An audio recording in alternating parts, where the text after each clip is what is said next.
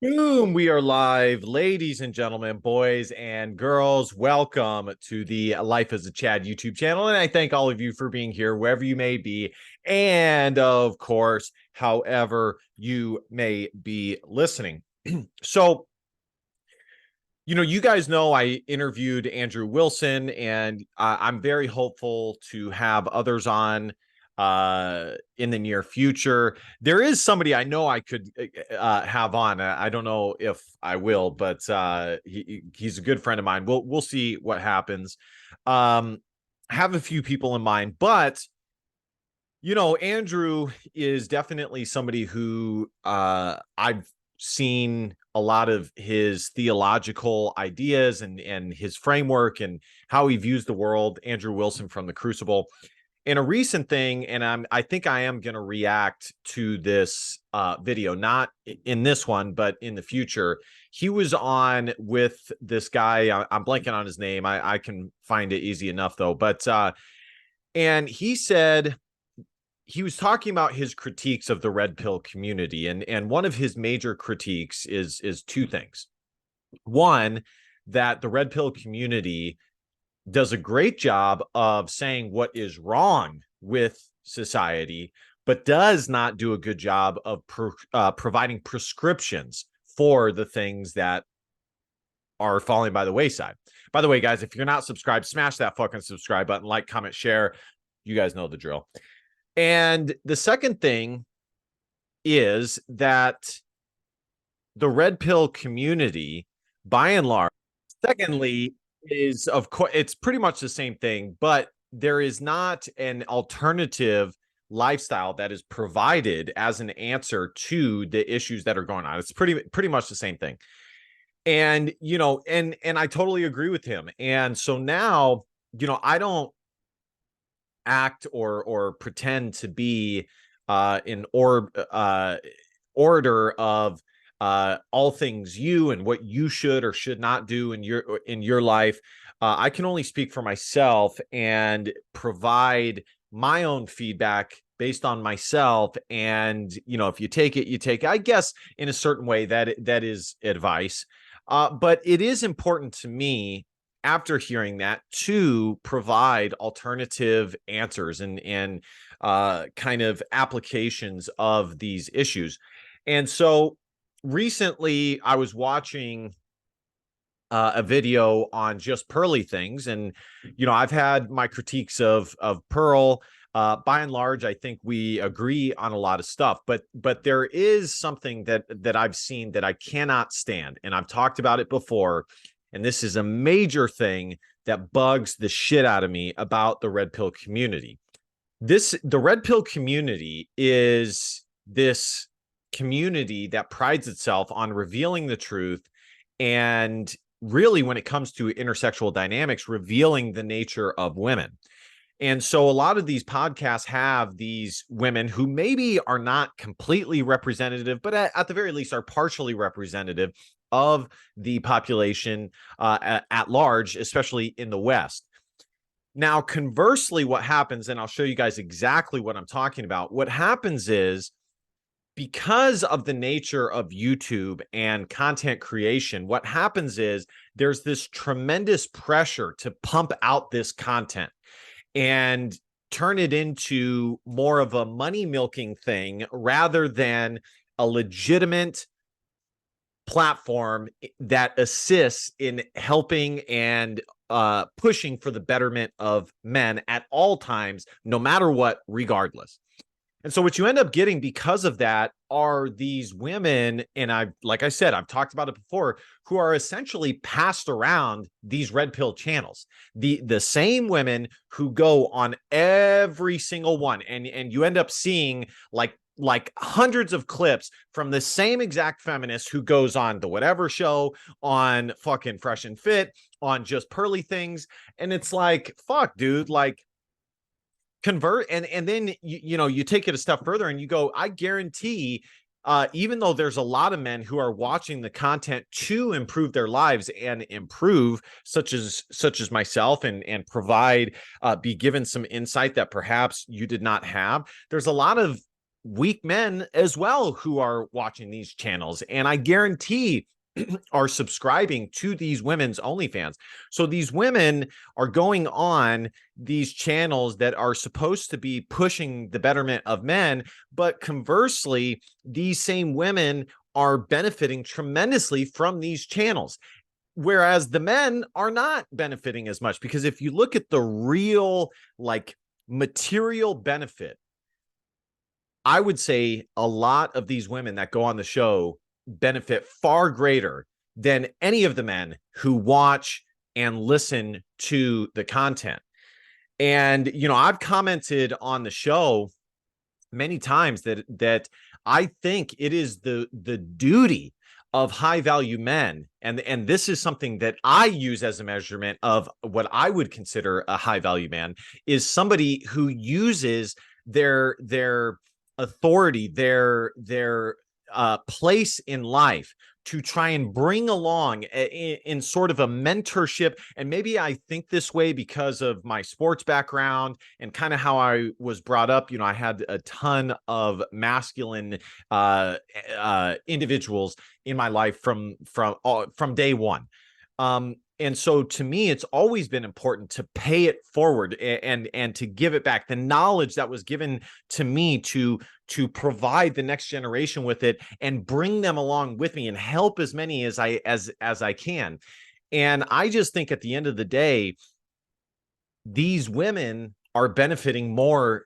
If you were to weigh it out and measure it out, these women are benefiting more. The ones that are able to go on the show and get passed around the show and can see it directly influencing their pocketbooks and dollar amounts, than any of the men that are watching the show. I mean, for every one guy of the 38,000 guys that watch the show, and obviously I'm being dramatic there, but you have hundreds of women who benefit in the moment right then and there immediately from going on the show and being able to advertise themselves. And so I've commented on these channels and said, how I believe that it is their job to give to really search out guys that they can bring along with them and soak up this authority and position in life that they have. So let me show you guys what I'm talking about here. Like I said, I've talked to you guys about it before. But this is another example. I'm going to continue to point it out every single time I see it because it fucking pisses me off. It is so it's getting to the point where I am like starting to not be able to watch these channels anymore because it's basically becoming this like ecosystem that none of us in the real world are able to be a part of. And yet we're placing so much value on it, but only they are benefiting, and they're only benefiting because of us supporting them and watching them. Yet we don't get to kind of go along for the ride either. And I guess you can make the case that that's everything, whether especially in the entertainment field. I am curious what you guys have to say on this, of course, but. Basics. We let me show you guys what I'm talking about here. Of confidence. That's why we. I'm so curious this is just Pearl. I would assume, and okay, let's pause it right here. Oh, just curious. How much roughly do you make a year? Okay, this is the boring shit. Okay, and I'm actually not necessarily reacting to the clip, but okay. Number one, look at this chick on the far left. I wouldn't dream of having that shitty, terrible body language on a platform that has nearly a million subscribers. And that's the other thing to this. These women don't deserve it in fact, I would say they deserve it even less than some of these men who support the show. Look at this. It's like she's in Mikasa in her own fucking home, just slouching there like she don't give a fuck. And I can't even believe it. I mean, when I first watched it, I'm like, man, a lot of these girls, man, they make women look so bad, and they make women, the insides of women, look so terrible. I mean, I don't know how else to put it. I mean, and personally, I don't want to feel that way. I don't want to think that way. But these are not good personal representatives. But secondly, these two right here were on the Fresh and Fit show, and their clips went absolutely viral. They played off of each other, and they're both British, and which I'll fast forward to, and you guys can see. It took me a while to figure it out. I recognized her because she looks similar, but this one I didn't recognize because she now has black hair. When she was on Fresh and Fit, she had blonde hair. So let me fast forward so you guys can see what I'm talking about. But they were on Fresh and Fit, and their clips went absolutely viral. You don't have So to let's give me fast like forward. Being with someone. Oh shit! All these fucking all these channels have as much ads on Like, their videos as I don't know how possible. to explain it. You're not necessarily like really in love with, Cranked or, up, turned up. You know, there's problems. You or cranked in the ass. relationship. Okay, You. so if there are problems, you're settling. Yeah. I don't know what the right answer is. Do you think marriage comes with problems? Yeah. Yeah, no, definitely. But I mean, as in like, you know, if you find a guy and you kind of like them, but you know, you've had issues or something like that. Do you think in marriage you're always going to be madly in love? No. Okay, I think marriage takes a lot of hard work. My parents Right. went through counseling and stuff like that. So why is it settling if we have problems and you aren't madly in love? Isn't that just normal? So anyways, this would actually be a really good clip to respond to. You know what? I'm actually gonna, but I got to go to sleep here. But this is actually a really good clip to respond to because these women are absolute trash. In a nutshell, this woman says that she won't settle. And then when Pearl asks her what she brings to the table, and she asks her whether she wants kids, and she says no. And Pearl justifiably points out, you want these really, really, really high caliber men and you will not settle for anything less, which, by the way, is a false equivalency, because ain't no way in fuck any high value man is going to give her anything than a look when it comes to maybe sex, and that's it. But she says she doesn't want kids, and it's like, you really think that a high value man, and she wants to get married. She wants to get married, but she doesn't want to have kids. And it's like, you really think that a quality man, I hate the term, I don't really like the term high value. A quality man is going to enter into a marriage with you, given your past and your shitty ass insides, your personality, your just really everything about you. Your OnlyFans past, and you don't want kids, especially a very high quality man. I mean, please, come on, please. No, I think you should always be in love with someone before you get married to them. Do you think there's not ups and downs in a relationship? No, I don't disagree. But I mean, as in like, oh, isn't it kind of like, no, but I like think you're going to annoy each other? No, at but times? I think I can find that person that like. Let's get to this juicy stuff. I'm asking what he would get out of marriage, because with most women you'll get kids, right? So I'm asking, like, with you, like, what? But some men don't. Not everyone wants kids. Like men, not all men want kids. I'm not saying all men want kids, but usually men get married for kids. Yeah, and not all of them do as well. But that's why we see more men not getting married. They have 60% or 70% of men under 30 aren't even looking for relationships. That is so true. I want to tell you guys an anecdotal story. So you guys know that I officiate high school and college level sports on top of, the normal thing I do. And I've talked about it on the channel. And there were two guys that were at the game that I did, two Italian guys, like my height, 6'1", 6'2", above 6 feet, good looking guys, good jobs. I think they had a background. In fact, I know they had a background in working as correctional officers, peace officers. So just in law enforcement in general, let's say law enforcement. But the reason why they were at the game is because they were there working as EMTs, which a lot of peace officers do because the training that they have to do for being in law enforcement matches what you would have to do to be an EMT. And, you know, me and one of the brothers were, and they were two Italian guys, two white guys. And he was watching a video that I saw, and I said, gotta love the Thoderettes. And we get onto this discussion, and this guy is totally fucking red pilled.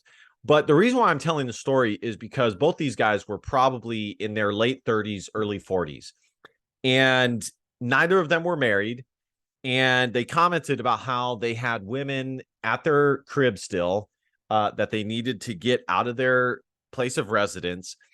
And I'm telling that story to match what Pearl is saying here. And I also commented to one of these guys that most Western women are not marriage material. And this guy unapologetically agreed with me. And this is just an example of this absolutely being true. Guys are completely fed up with it.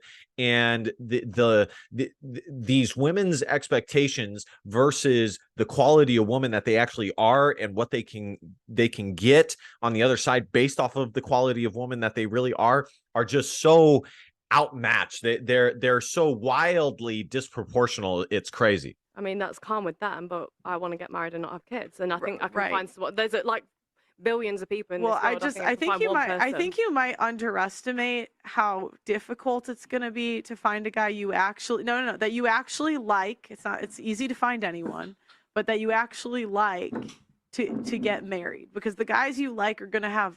All right, guys. Well, I'll stop it there. You guys get the gist. I really don't like how these same women are getting passed around these channels. I think it's really starting to make the red pill community not seem sincere, not seem authentic. I'm very curious what you guys have to say. Maybe I'm thinking too deeply about it. Maybe my concern is not a super valid concern. I don't know.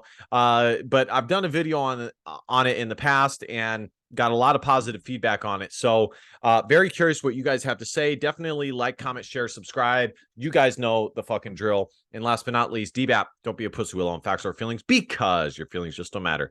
Love you guys. See you kings next time. Christ is king. Peace.